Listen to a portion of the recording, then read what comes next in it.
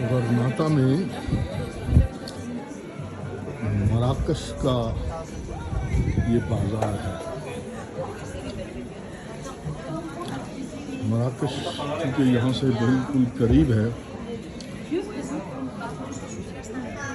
यहाँ पर मराकश के लोग बसते हैं बड़ी तादाद में। छोटे छोटे काबे खाने हैं, खूबसूरत बाजार है।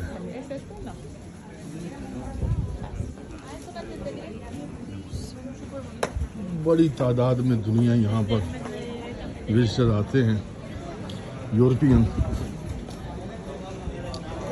और जिस इलाके में मैं घूम रहा हूँ ये बहुत ही खूबसूरत इलाका है।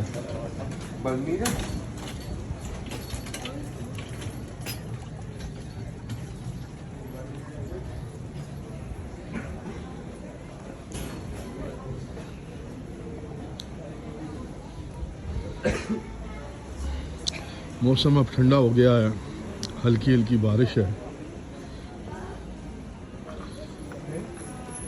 लेकिन सर्दी नहीं है।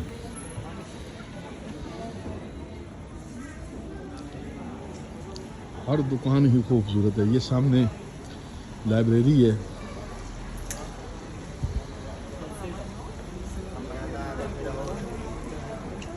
पुरानी बिल्डिंगें हैं सारी।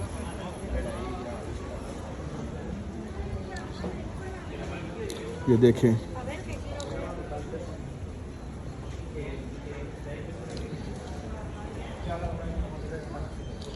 इस तहजीब के अंदर मुसलमानों का खून शामिल है। अफसोस कि आज